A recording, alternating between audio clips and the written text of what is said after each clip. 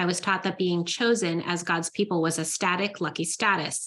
All you had to do was be born Jewish, better yet, to be born Jewish, marry a Jewish spouse, raise Jewish children, light Shabbat candles, go to synagogue on the high holy days, visit the state of Israel. I was also taught that God bestowed the land of Israel to the Jewish people unconditionally. We were not taught in Hebrew school that the Hebrew Bible really says that we could indeed lose God's favor and be unchosen again. And I think this is a really interesting concept because there's kind of like an argument in Christianity, like once saved, always saved. Like Jesus came to save you. And if you accept that, like you have, this entrance into heaven, eternal life. But then there will be people who turn their back on their faith. And so there's legitimately an argument in Christian circles. Once saved, always saved, or can you become unsaved? Hello and welcome to Teaching Liberty. I'm Stephanie Edmonds, and today I'm here with Rachel, and we are going to be discussing the question, have the ancient gods returned? And this is actually based on a Naomi Wolf substack post, which I don't normally read, but Rachel sent it over to me. What struck it about you? We're going to read a good excerpt of it for those of you out there who might not have. But when you saw this, Rachel, why were you like, oh, I gotta send this to Stephanie? Because it had been a minute since we had been texting. Well, typically I don't read her work. I've started to now. I have over here and there. Somebody sent this to me and I was reading it and I was like, wow, this really touches on some of the things that you and I used to talk about last year when we were doing Bible study together. Kind of like she's Jewish, but she does bring in the Christian perspective and sort of meets in the middle. And that's, I think, what you and I do when we talk about faith issues. So I just thought it would be really good to get your perspective on it. I also sent it to another friend who's Jewish to see what she thought. And yeah, that's where I found it. Well, I appreciate you doing that. It's always good because when you were on Instagram, we used to talk a lot more, but you're off the gram. So we have to put it upon ourselves. Can you imagine, to stay in touch? But we do. And I always appreciate you reaching out. And I'm so happy that we got on here to talk about this. So like I said, I want to start off with reading it, but of course I have to remind all the good folks out there, make sure you hit that like button. If you're not already, subscribe to the channel, hit the notification bell so you don't miss any videos just like this. Plus, I go live every Saturday night around 8 or 9 p.m. Eastern Standard Time. And share this with a friend. That's how we can get the word out. Trying to get up to 1,000 subs and beyond. So watch the video, share with a friend, because when we think free, we live free. So let's go ahead and get an excerpt up here. So, have the ancient gods returned? And this is from Dr. Naomi Wolf's substack called Outspoken. And she posted this February 23rd. So not quite a month ago at this point. So these days, to my surprise, people want to talk to me about evil. Is it really a surprise, though? And I guess we're only one line in, but this is sort of my main criticism, is that this idea that we're experiencing more evil than in the past. Right? I think it ebbs and flows, but I think historically, when you have a widen your lens, I don't know if that's such a true statement, but we'll get into it. These days, to my surprise, people want to talk to me about evil. In a Substack essay last year, and in my book, The Bodies of Others, I raised the question about existential metaphysical darkness. That's pretty heavy right there. Existential metaphysical darkness. I concluded that I had looked at the events of the past 2.5 years using all of my classical education, my critical thinking skills, my knowledge of Western and global history and politics, and that using these tools, I could not explain the years 2020 to present. So again, she's trying to make these past years exceptional. And I think they are exceptional, but it depends on the time frame. She stretches it out quite far. She says all of my knowledge of Western and global history. I mean, maybe she's also trying to hook her readers. That's possible too. Because a lot of people are probably paying attention since 2020. I agree. Yet I think that there's a historical ignorance or a historical hubris a hubris that your time is somehow special and different than the people before you. Well, it's her time though, right? Like that's like I don't know. I kind of looked at it as she's writing from her perspective, which admittedly, as we get into it, is a Western perspective, and she lives in the now. So like, I get that, but I see what you're saying too. Indeed, I could not explain them in ordinary material, political, or historical terms at all. And again, I just, when we were reading Revelations, for example, that was sort of one of my major points when people be like, oh, you can look at the shot in this way. And oh, they're referencing an event like this over here. And I'm like, well, don't you think that people during World War II or World War I, when machine guns were first invented and all of a sudden you have bullets flying past your head, like before they used to have to like load them up, you're about boom, load it up, boom, So I just think that somebody during that time could have made the exact same statement and been totally justified. Right. But nonetheless, I'm not trying to like say that these past 2 years aren't exceptional. Like, I think these past 2 years are right up there with these huge turning points in history. World War I, World War II, for sure. Yes. I just don't know if it's beyond those. This is not how human history ordinarily operates. So like, I don't think that this is a solid premise. Like, I actually have an issue with this main premise here, but when she goes on to explain the next part of it, I totally agree with her. So I think this is really interesting. I could not explain the way Western world simply switched from being based at least overtly on the values of human rights and decency, right? Overtly here being the key word, to values of death, exclusion, hatred, overnight, en masse, right? So again, of course, you can point to any number of current events happening on any day and say, that's not a value of human rights and decency. But the key here is like the overtness. Like, at least we try to frame our ideas around that. And in the past 2 years, we were just like, nope, the greater good and everybody getting this thing is more important than anything else. There was no decency in saying, take this shot or lose your job. Right. Without reference to some metaphysical evil that goes above and beyond fallible, blundering human agency. I don't know. I've had the same feeling when I read Night by Eli Wiesel. Mm-hmm.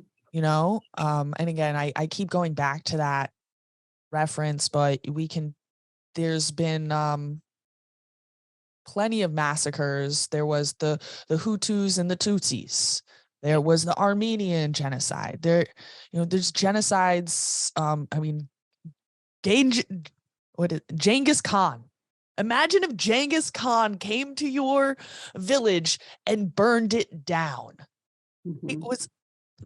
And he did that across an entire continent. Right. Sounds like it could take some metaphysical explaining of that evil. Right.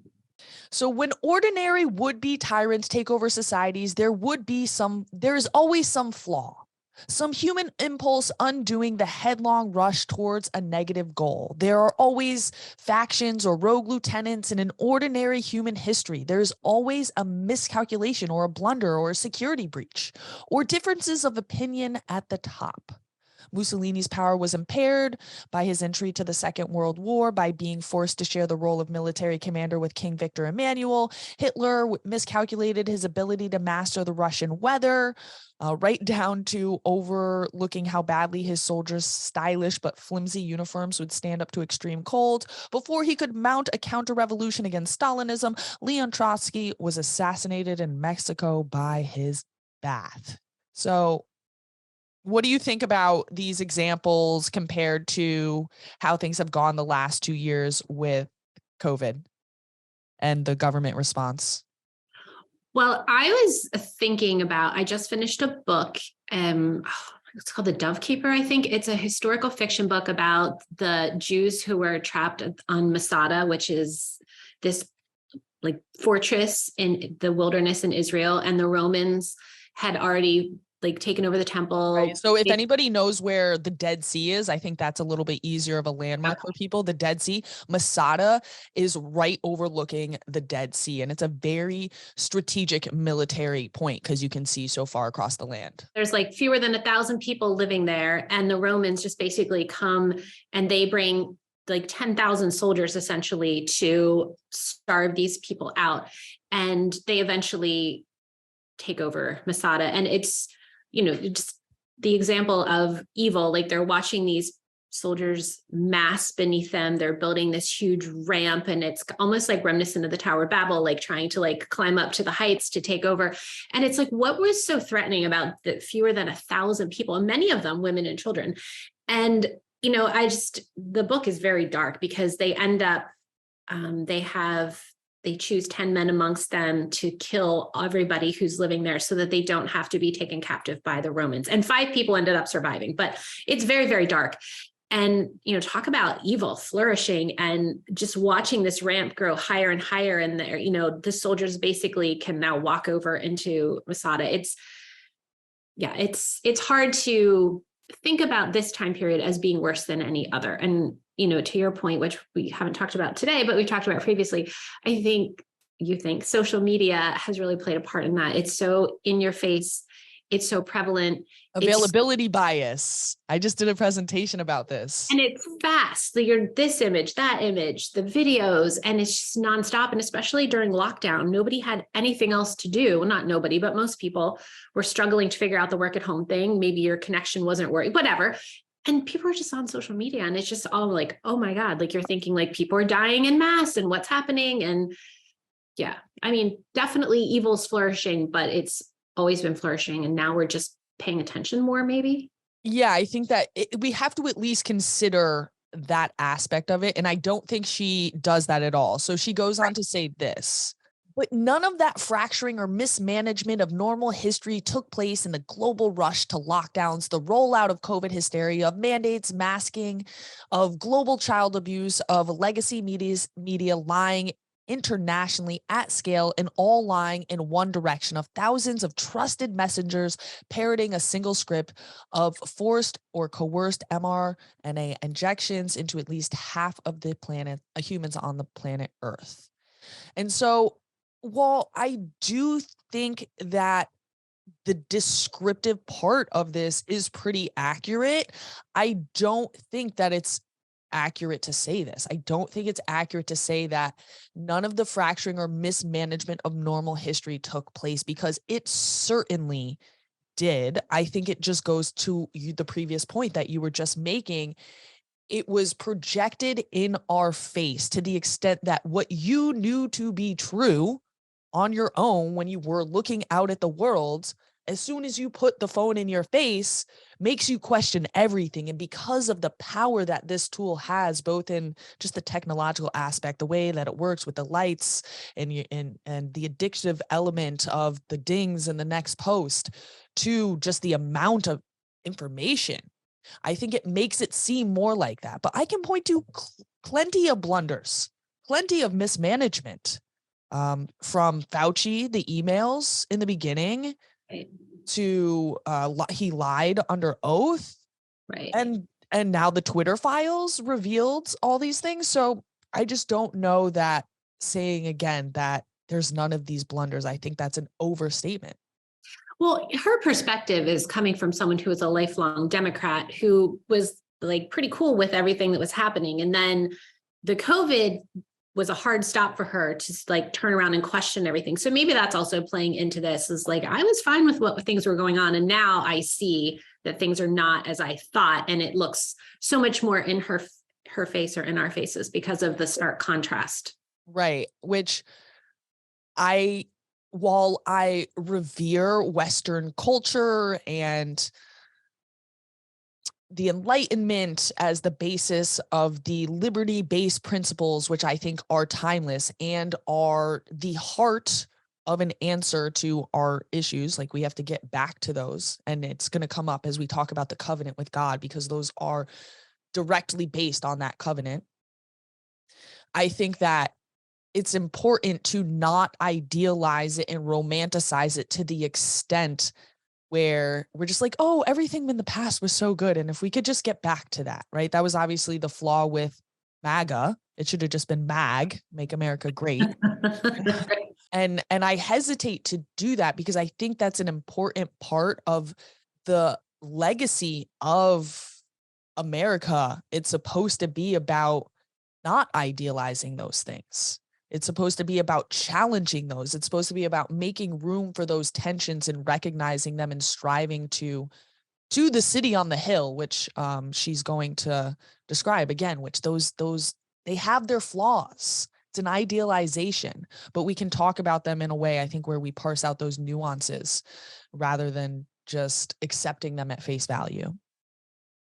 But let's keep going. I reluctantly came to the conclusion that human agency alone could not coordinate a highly complicated set of lies about a virus and propagate the lies in perfect uniformity around an entire globe in hundreds of languages and dialects. Human beings using their own resources alone could not have turned hospitals overnight from being places in which hundreds of staff members were collectively devoted to the care of the infirm, the prolongation of human life, the cherishing of newborns, the helping of mothers to care for little ones, the support of the disabled into killing factories in which the elderly were prescribed the run death is near remdesivir at scale. So again, I think she's a little bit idealizing what we used to have. I mean, my son almost died in childbirth, right? They effed it up.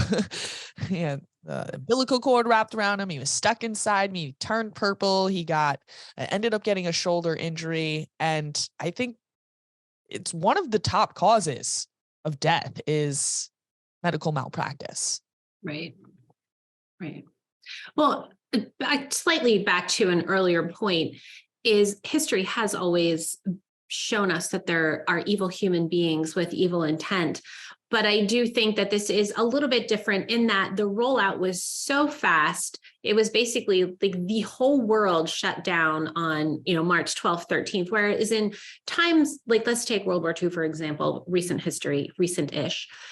It was kind of like a rollout across the globe as like one nation fell to Hitler after another. It wasn't just like, boom, everyone is having the exact or not or very similar experiences at the same time worldwide. So I can see, to her point, that is different than how it has been in the past. And we didn't have digital communication thousands of years ago. So you had to wait for word of mouth or some kind of. Right. That's what I'm saying. I think like sometimes the degree and the intensity of the evil can only be matched by the technology. So the statement that some of these evil people from the past would not have acted with the same level that they did today, I don't think you can make that declaration. And I think she kind of is saying that here. But we're not even to the second part, right? Where she's talking about also where we talk about that relationship to God.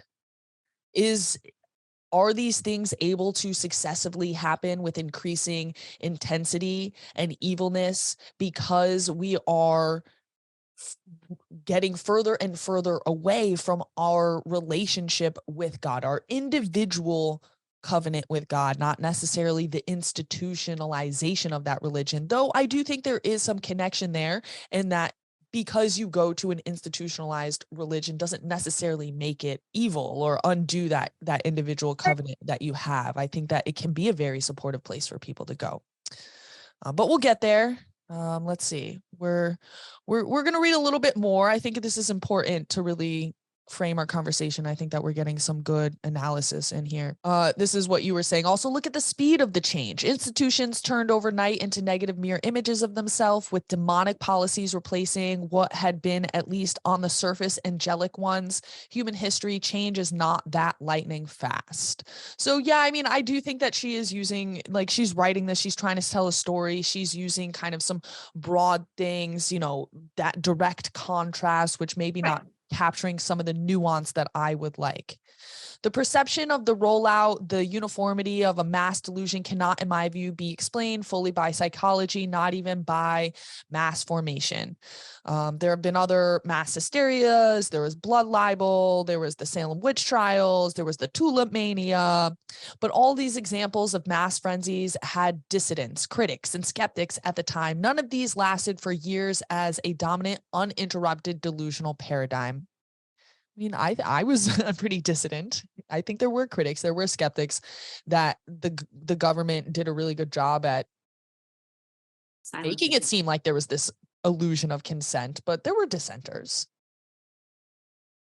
What we have lived through since 2020 is so sophisticated, so massive, so evil, and executed in such inhumane unison that it cannot be accounted for without venturing into metaphysics. Something else, something metaphysical must have done that. And I speak as a devoted rationalist. And again, I think that she's correct.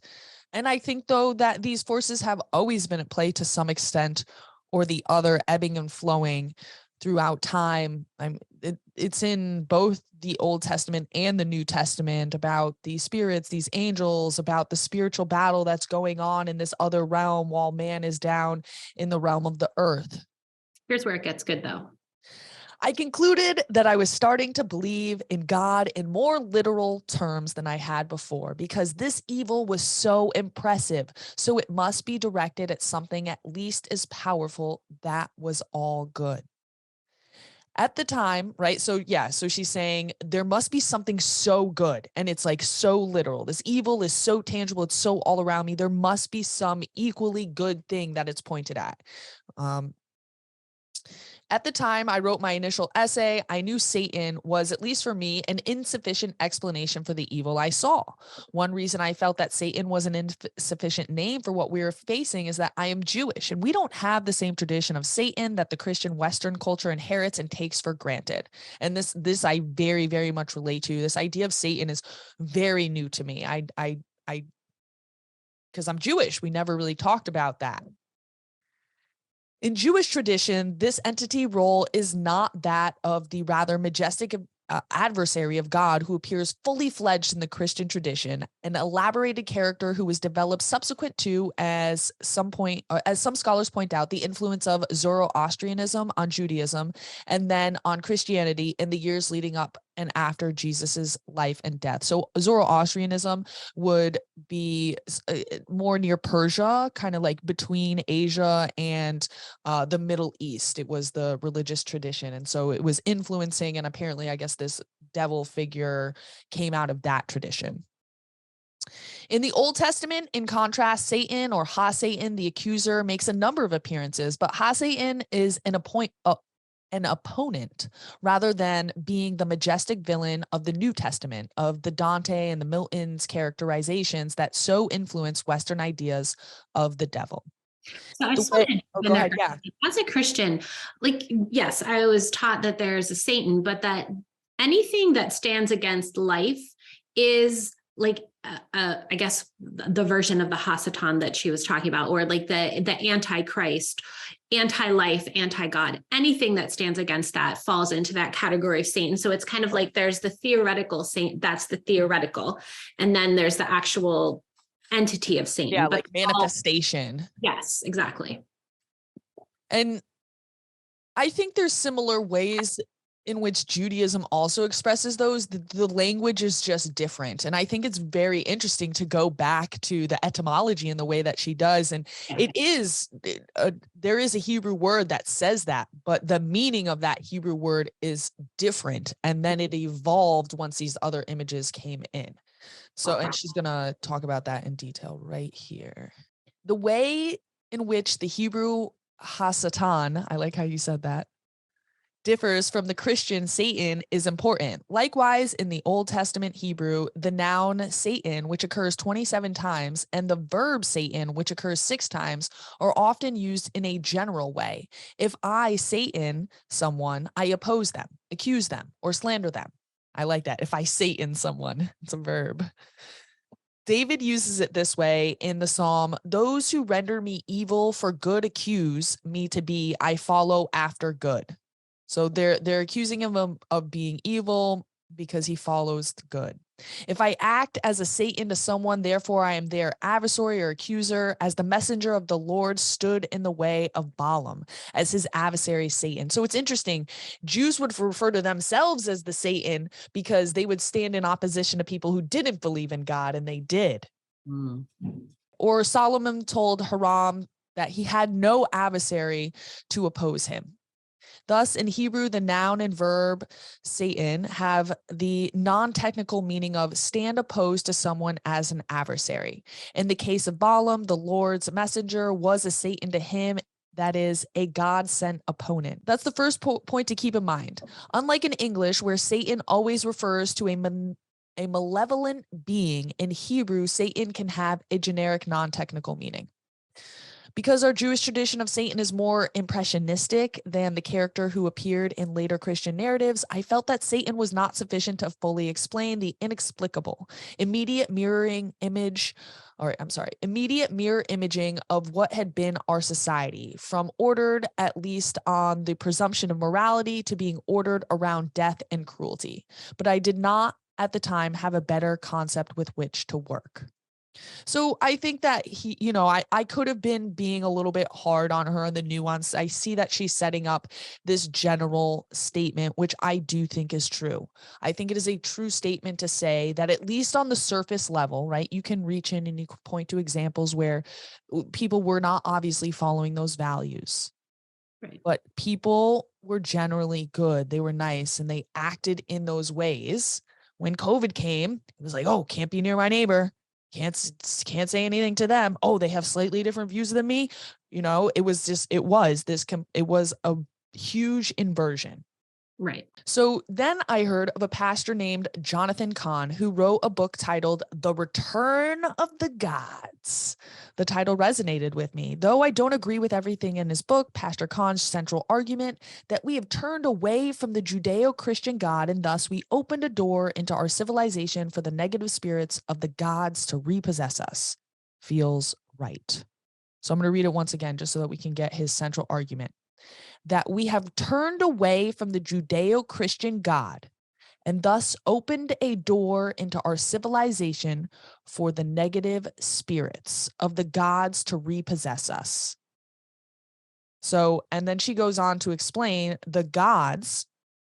And I think this is important to understand the central argument because, okay, what's the difference between the Judeo-Christian God? I thought there was only one God. Who are these gods? Right. Well, he explains that he's a Messianic Jewish minister, and he is the son of a Holocaust refugee. Just some context, but basically, the gods of antiquity have returned to our presumably advanced secular post-Christian society. So again, these are going to be, she explains it here. So Pastor Kahn's theme is that because we have turned away from our covenant with Yahweh, especially we in America and we in the West, and especially since the 1960s, therefore the ancient gods, or rather ancient pagan energies that had been vanquished by monotheism and exiled to the margins of civilization and human activity, have seen an open door and thus a ready home to reoccupy in us. He argues that they have done so. Sorry. Go ahead. Yeah. An article for people who, I don't think we'll get that far today, but she shows images in pop culture below that show the type of God she's referring to. Yeah, why don't we just scroll down and show some examples of those real quick? We don't have to read, but so these are all from sort of concerts or events that have happened recently. And she explains why it's relevant to what she's writing about. Right. And so, we may or may not get there, but this just happened. Was it the Grammys, I think? Hmm. This was the opening of some international games. So all these images coming up. And one of my pushbacks to this has been oh, well, they're trying to be edgy. And artists have done this from all time. They're trying to get people talking. They're trying to get people distracted. And I do think there is some of that, but I do think that there's a double meaning there. It's they try to use this reverse psychology. Oh, it's just art. It's just pop. It's just culture. They're just being edgy. But I do think it plays another role, another purpose, that sometimes, because growing up, I did a lot of hip hop, rap, music recording. And a lot of times kids, they do kind of express themselves in these edgy ways where they do these anti-Christ symbols and stuff. But I think for them, it really is just a way of being edgy. They're symbols that they catch on to. But I think at the higher level, people understand what they're doing and how they're influencing those kids. Yeah, it's representative of something else. Exactly. But I think that this is the part where I most agree with her now, to the extent what point in history are we drawing the line and the magnitude of now versus other times?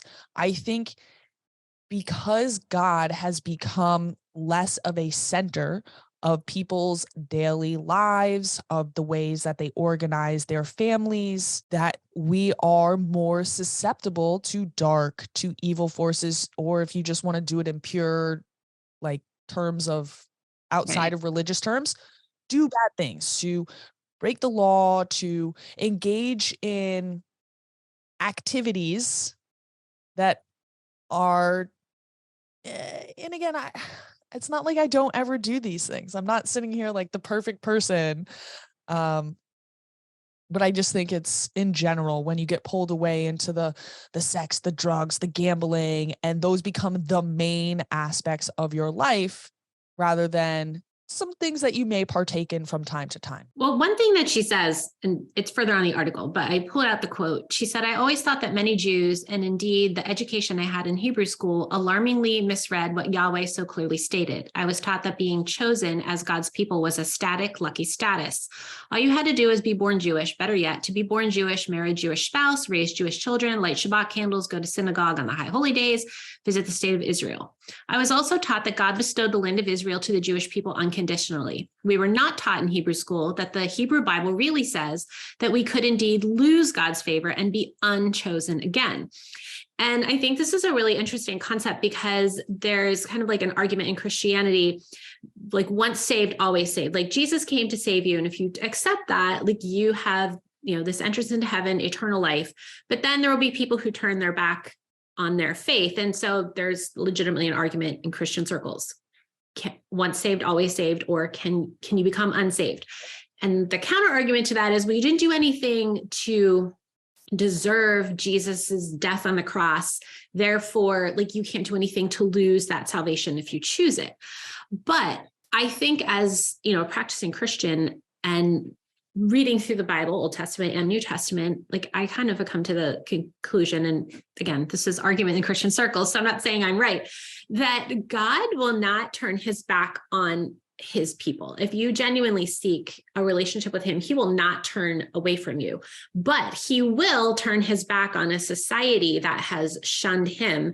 And she kind of says this later in the article that, the attitude of God is more or less, you want to do it yourself? Okay, let's see what happens when you throw out all the Judeo-Christian principles and just see how well that works. And I feel that we are a little bit like we're in that place now as a society, not that we haven't been in that place previously in history, but I think we're all looking at this in a different way, saying like things do feel different now than they felt in 2019 for sure. No argument there. Yeah, I agree. I'm glad you brought that up because before we had started the conversation, I had said I didn't feel like she was hard enough on the church or the synagogue or whatever your organized institutional version of religion is. And I think actually that she calls him out there, maybe not as direct as I would like it to be, but she does. She says we have to be wary of when we start doing these over institutionalization or being too organized and losing the essence of that covenant that we made with God. Like, no, it's not once chosen, always chosen. It's not once saved, always saved. God will always be there for you, but you have to choose that salvation. It's a relationship. It's a two-way street. So I think that maybe this is a good time to pivot into the clip from Allison McDowell's page. So Allison McDowell, she started out kind of like me, an education advocate, activist, really looking into some of the early trends that they were experiencing in, where is it, Philly? right? Yeah, He's in Philadelphia. And so this is before COVID came. They were having all sorts of school closures and a big push for more technology in the classroom. And so she started digging into all of these things. And now her scope has widened considerably. And she's kind of looking across all of the different sectors, from energy to healthcare to insurance, and seeing how this move. What was it? The intersection of all of those, like what's the common point? With these new technologies and with these forces of domination. Yeah, she does great work. Super detailed. Yes. And she did a reaction video to this article as well. And what I found was interesting was where I agree with her general lens, but it seems like when it comes, if somebody says Judeo-Christian or Western culture, it's just like, whoa, no, that's wrong. All of it's wrong. But I think she says almost the exact same point that we were just making also. So it's really interesting. I'm going to play a little clip where it seems like they're completely rejecting this Judeo-Christian lens altogether, but then they give credence to that individual covenant relationship with God. But because Naomi Wolf presents it in the context of Judeo-Christian, is they can't at all give her any credit or something. But we're going to play it and we'll see where it goes. So it's going to start off with Cliff, who's her guest, and then she's going to come in about 30 seconds. When Deepti shared this with you, you were like, because this expansive view you have of this occurrence, you know in your heart that if people can find the kind of like intellectual courage to make an effort, that what they find when they get there will be a place, a common ground. We can all stand and look at this thing. Like it's. I agree so much, which is why it was so frustrating that when I tried to make this point, they were like, no, keep it moving. Don't watch my videos. Like, yeah, I think there's a lot of common ground, but then look what he does. It's getting clearer and clearer. So this limited hangout, Judeo-Christian perspective on evil was like, you weren't upset that it was wrong. You were upset because it's not going to work. Boom. Totally rejects all Judeo-Christianism and how it looks at evil, all of it. And you're the mom wanting to put your arm around all the children in the And Allison is our savior. world. It's upsetting because that won't do it. Yeah. That won't keep them from bouncing out of the seat. Well, and the challenge is what I've realized, and I've been saying this all along, is that like ultimately, like religion is the early programming.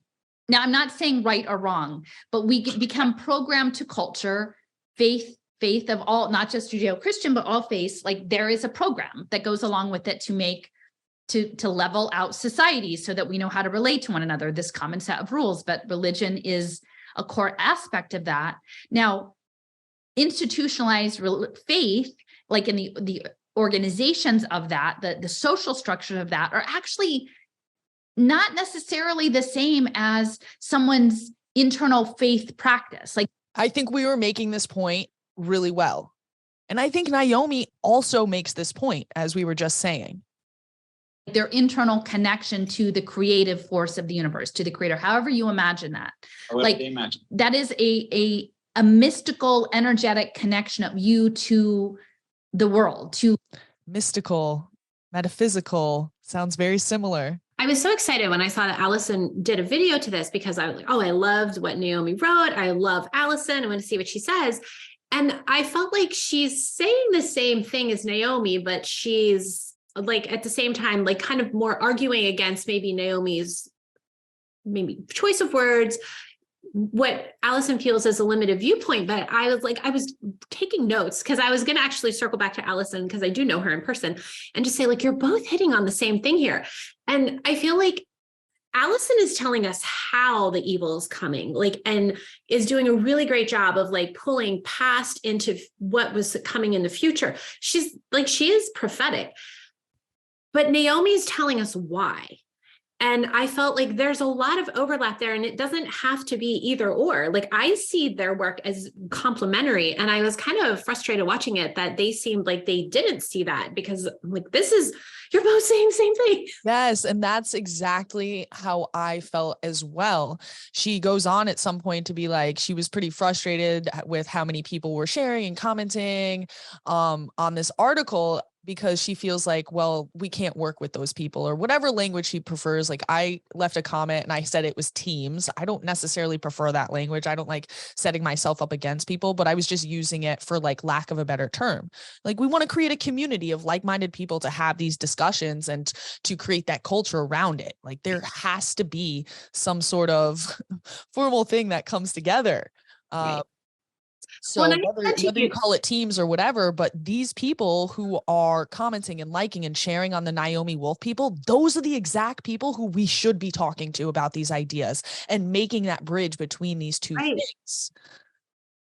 Well, I had said to you in text earlier in the week, you're never going to find someone who thinks exactly like you do on every thought or, point. And since 2020, when I've really started to look for like-minded people, there's people who are in my circles now who are very different than I am, who have competing beliefs in a lot of areas, but we have like these little places where we overlap, and like, that's good enough for me. Like, if we can agree here and have a conversation and have some forward motion and start to bring about change, like, that's enough. But it seems like maybe Allison wants like complete agreement with her points in order for, because she told you to, stop following me or whatever if you disagree.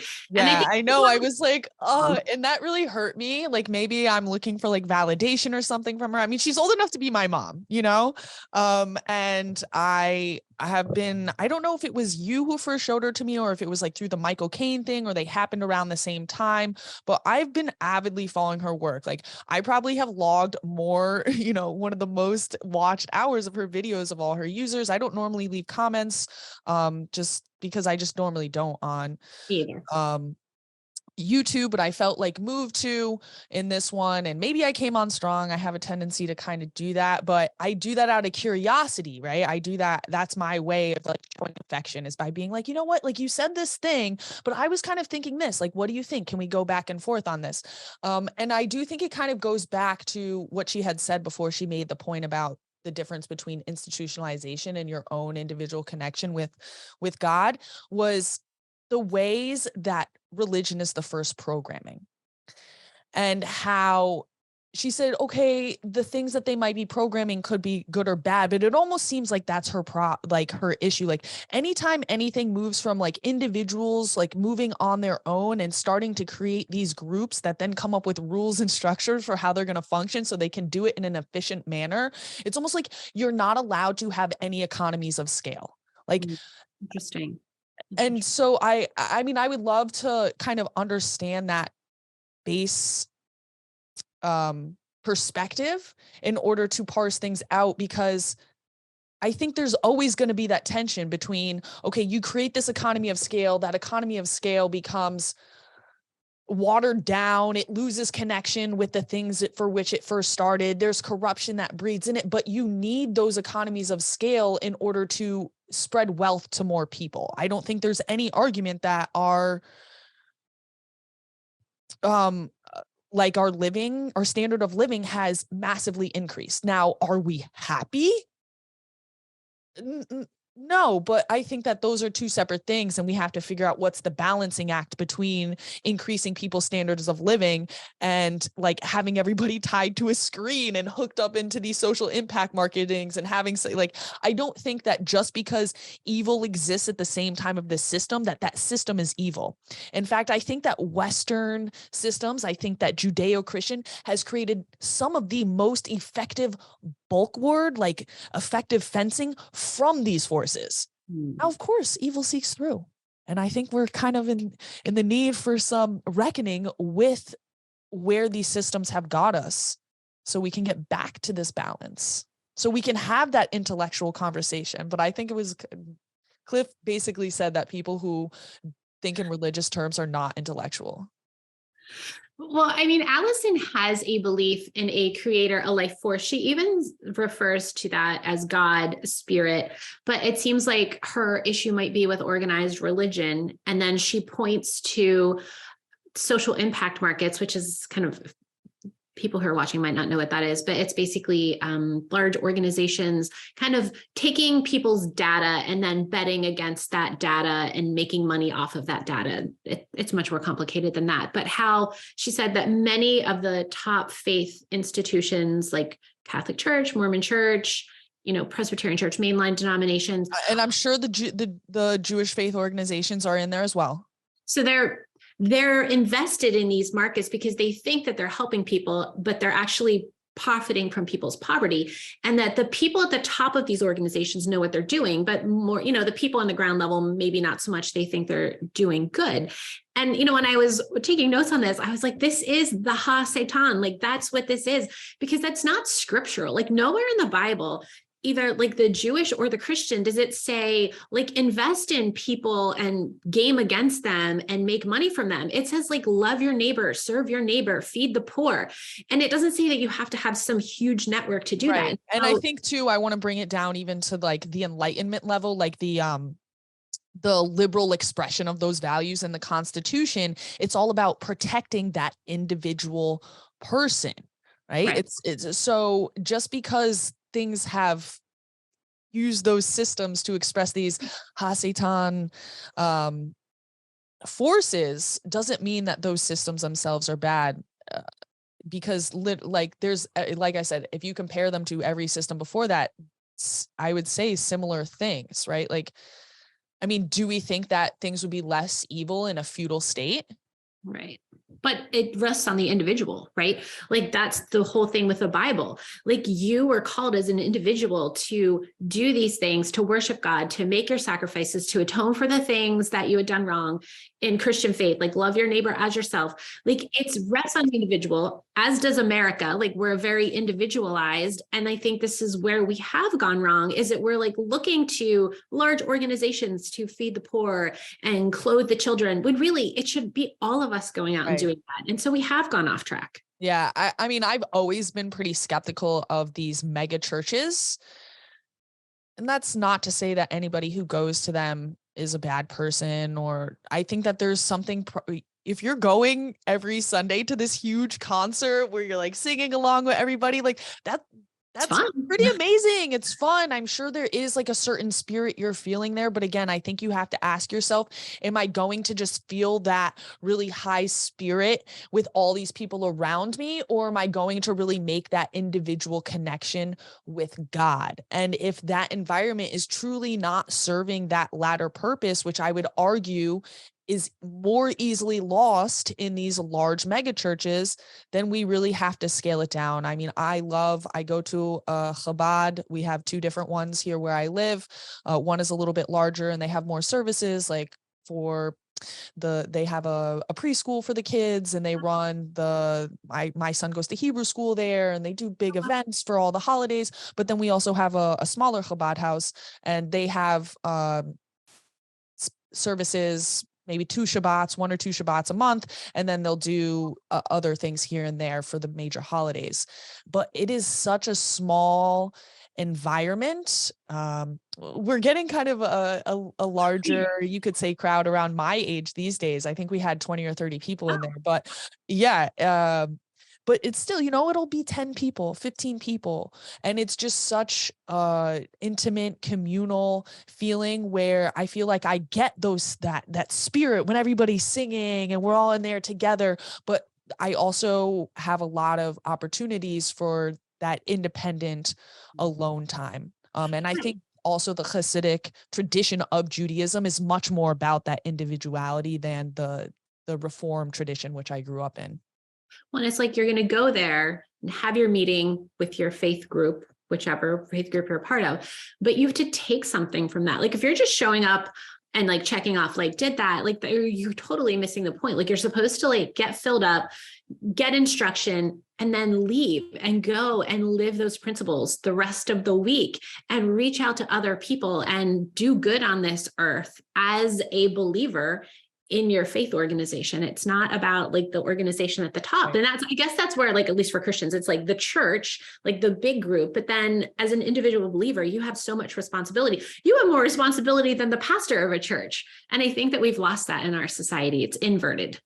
And I think that it's not to say like if everybody just becomes this religious person that all our problems are going to be solved. But as she said, it is a program. It is a very effective way to take this big, complicated world and boil it down so you can move through it with some efficiency. You can move through it without having to feel the weight of every single decision you have to make throughout the day, because you know, like, oh wait, I have God here. Like am I stressing out with this decision? Like I can go to God and put that stress on God. Like that's exactly why I have it. So I think that again, I don't think there's anything wrong with programming. I don't think there's anything. It's what type of scale does that go to, and what is your connection with that? And I don't think everybody is going to be able to engage with this material on this intellectual level that perhaps some of us who do that desire. Like I don't think it makes us better people to be able to do that. I think there's plenty of people who express themselves in other ways, and that religion is this really good common language where we can all come together. So those of us who are up here dealing it with these ideas in a more intellectual way can communicate with people who express themselves through art, who express themselves through teaching and working with all these other kids who do the technology stuff, right? We can all come together in this simple program. Right. If you want to use that language, that might be a bad term though. I know what you mean though. Exactly. It can become programming though. And that's where you have to have discernment, because religious institutions take the Bible or the Torah and they put their own spin on it. Like, you know, a sermon, or I don't know what you call it in Judaism when they give the message. Yeah. They're taking their perspective, their reading, and then giving a perspective to those who are in attendance. Exactly. And, you know, human fallibility comes into that, and you just have to be careful. Like, am I starting to follow? What am I following? Right. Man? Following God? Listen, on those days when I'm having a hard time, that programming is exactly what you need, right? You need sometimes just to do the things because you know those are the good things to do. And then when you're doing them, you come back in connection. So it works both ways. Again, it's about the balance. It's about appreciating the tension between those two things.